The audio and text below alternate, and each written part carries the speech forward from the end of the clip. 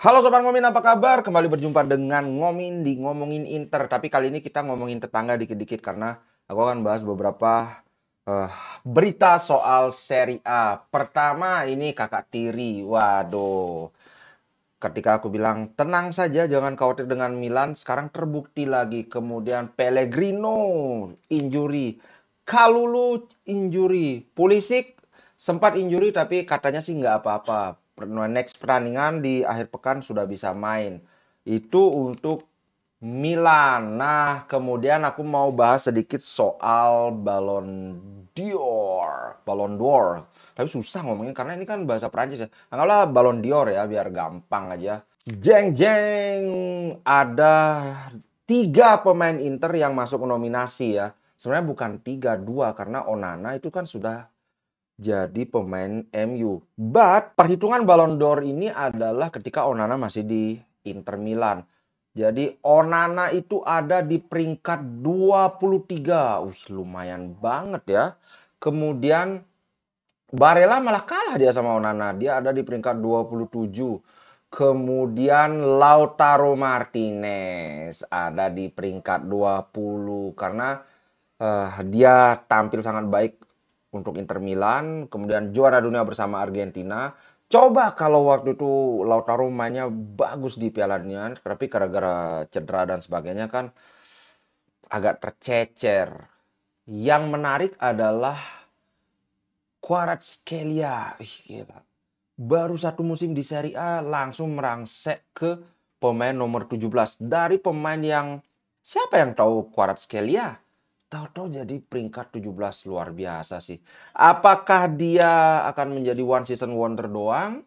Karena di awal-awal musim ini dia sempat agak gitu, tapi sekarang sudah tampaknya sudah menemukan kembali sentuhannya. Selamat buat Kvaratskhelia, Barella juga selamat, dan Lautaro nomor 20, pemain Inter paling tinggi. Luar biasa sih. Next.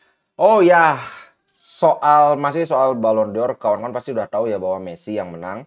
Ini juga sudah bocor sebelumnya. Nah, bukan banyak sih ya, kayaknya ada beberapa pihak yang ya agak gini lah, wah harusnya bukan Messi karena Messi itu kalah sama Haaland. Tapi menurutku ini sudah sangat layak karena Ballon d'Or ini kan memang diadakan di bulan 2023, tapi mulai tahun 2022 Ballon d'Or itu dilakukan dengan memperhitungkan pencapaian di musim sebelumnya. Nah, Messi itu dia menjadi juara dunia. Bukan sekedar juara dunia, tapi dia basically aku berani bilang Argentina itu digendong sama Messi.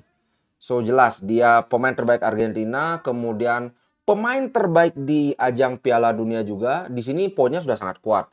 Kemudian di PSG walaupun banyak yang bilang jelek, gitu-gitu dia bikin 11 gol, 15 assist di PSG. Di sebuah tim yang semuanya berpusat pada Mbappe dan tentu saja juara juga kan.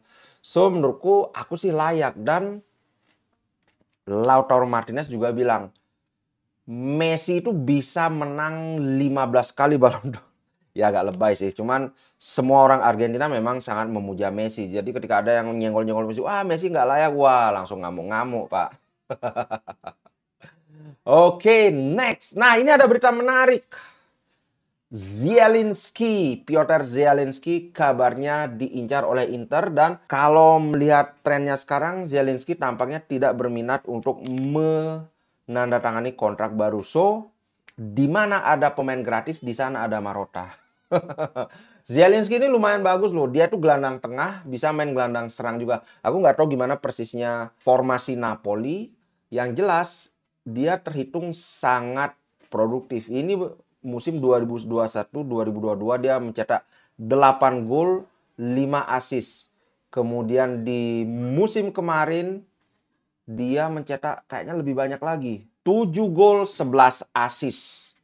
Ini apalagi umurnya sudah umur matang ya, udah 29 ya, bisalah sampai umur 35 terus sampai umur 33 itu. Kalau di musim ini so far dia itu baru mencetak 3 gol, 3 assist. 3 gol, 3 assist dari 10 penampilan menurutku sebuah pencapaian bagus. Dia itu mainnya sebagai center midfielder. Nah, di sini kelihatan center midfielder dia tampil 12 kali, sebagai gelandang serang dia tampil 1 kali. So, dia bahkan lebih bagus daripada Barella. Kalau kita melihat pencapaiannya saja. Nah, kalau Inter bisa mengambil Zielinski, menurutku ini dia bisa jadi tandem Barella di tengah karena saat ini Miki sangat tampil luar biasa. Mungkin lebih bagus bahkan dari ketika dia masih di Roma.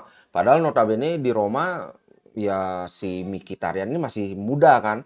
Tapi dengan adanya Zielinski kita bisa apa ya? Karena sebuah tim yang terlalu tergantung pada pemain yang usianya tua, ini kan agak kita bikin bertanya-tanya kan, agak bikin kita bertanya-tanya kan. Emang nggak ada pemain lain.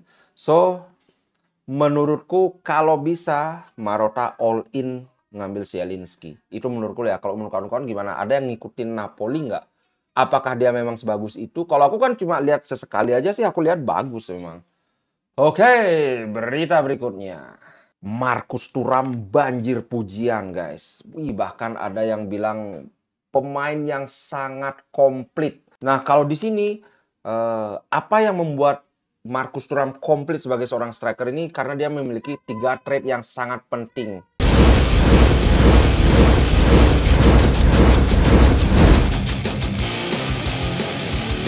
Yang pertama, dia punya kejelian dalam membaca ruang dan timing yang tepat untuk menyerbu ruang atau menyerang ruang. Ini traitnya Lautaro Martinez yang sangat bagus. Ternyata Thuram juga bisa melakukan ini. Yang kedua, dia punya akselerasi yang sangat kencang. Kalau kawan-kawan dalam pace itu ada 2, ada speed, ada acceleration atau explosiveness. Speed itu tahu lah ya, kecepatan. Kalau akselerasi ini dari dia posisi diem sampai mencapai top speed itu dia cepat banget. Ini terlihat dari golnya kemarin lawan Roma.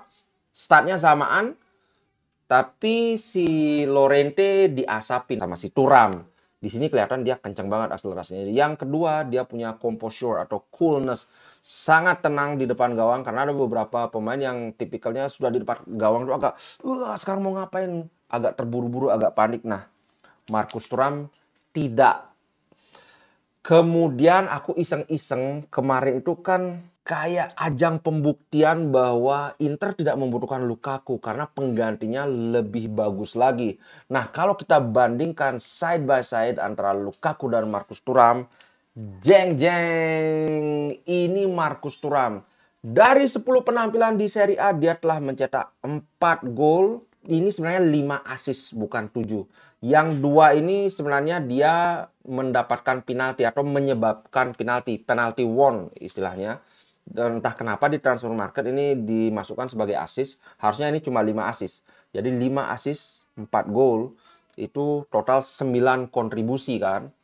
Dibandingkan dengan Romelu Lukaku, 5 gol doang. 5 berbanding 9 itu selisih 4. So, ya, Inter sudah bisa melupakan Lukaku. Mungkin ini yang dilihat Lukaku ya. Kemarin dia kalah bersaing dengan Dzeko. Kemudian sekarang kayaknya Inter dilihat sangat hype dengan kedatangan si Marcus Thuram ini. Dia ngeliat, wah kayaknya aku nggak bisa jadi pemain utama. Mungkin ini alasannya dan terbukti.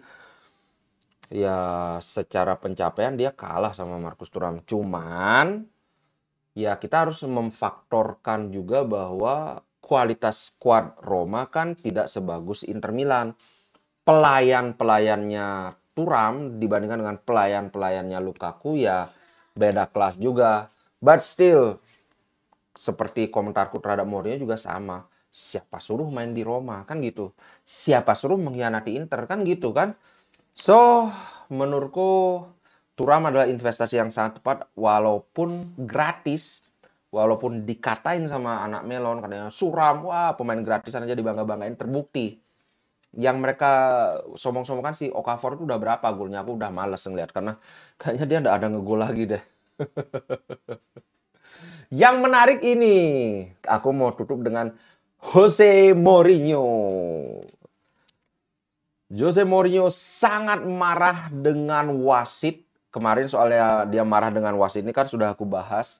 Dia bilang katanya wasit ini kayaknya sudah tahu dari awal siapa yang mau dikasih kartu kuning dari dua pemain center back, kemudian dua positional midfielder yang dibilang Cristante sama Paredes seolah-olah berusaha menggembosi Roma. Menurutku ini ya khasnya Mourinho, biar ada aja yang dikritik. Bahkan sebenarnya Paredes itu harusnya kena kartu kuning kedua. Yang dia tackle ke arah Thuram itu, dia kan sudah dapat kartu kuning, kemudian dia nekel Thuram dari belakang. Ini bahkan pelanggaran pun tidak dikasih sama wasit. So, makanya aku bilang kemarin itu memang ada keputusan-keputusan wasit yang merugikan Roma, tapi yang merugikan Inter juga ada. So, aku nggak ngelihat wasit ini ada berat sebelah. Cuman ya namanya human error, wajar lah. Namanya wasit kan. Yang menarik juga dia marah dengan peluit yang dialamatkan untuk Lukaku. Aku tadi nonton. Nah, ini aku ngeliat ada satu YouTuber orang Itali kayaknya namanya Nicola Burato. Dia mendokumentasikan pertandingan itu. Nah, ternyata tiup-tiupan peluitnya itu ngeri, Pak. Ini kalau nanti aku kasih linknya ya. Kalian nonton sendiri. Ini ternyata bener-bener dong dari masih pemanasan. Dari masih pemanasan itu Lukaku selalu disemprit-sempritin. Kemudian saat setiap mau dapat bola baru masuk lapa. Waduh, pokoknya memang ketika kita nonton nggak terlalu masuk suara peluitnya. Aku nggak tahu gimana caranya mereka. Yang jelas pada saat pertandingan, wah ribut banget, Pak. Kayaknya mereka rela. Ya udah nggak apa, didenda $22. 22 euro, sorry. Oke, nanti aku kasih linknya. Ini keren banget. Aku nonton cuma di HP, tapi wah kerasa banget atmosfer stadionnya luar biasa. Buat Mourinho ya menurutku karena sekarang ini dia pelatih Roma, dia bosnya Lukaku, ya wajar aja dia kesel, namanya anak buahnya dia disempritin gitu, ya wajar aja dia kesel. Tapi ya kita sebagai Interisti ya siapa suruh ngambil pemain yang jadi musuh Inter kan gitu. Yang kita serang kan bukan si Romanya, bukan si Mourinho-nya, tapi yang kita serang itu Lukaku. So, sekali lagi ya salah sendiri. Kalau nggak gitu ya ngapain mau jadi pelatih Roma, ngapain mau ngambil Lukaku. Toh juga kontribusi Lukaku untuk Roma itu kan juga sangat gede kan. Jadi anggaplah ini harga yang harus dibayar untuk pemain seperti Lukaku. Gitu sih guys. Oke, itu dulu untuk konten kali ini. Sampai jumpa di konten berikutnya. Ciao. Inter Milan di dadaku, biru hitam warna darahku. Label winnernya Itali, tidak pernah degradasi. Inter Milan kebanggaanku. Yeah.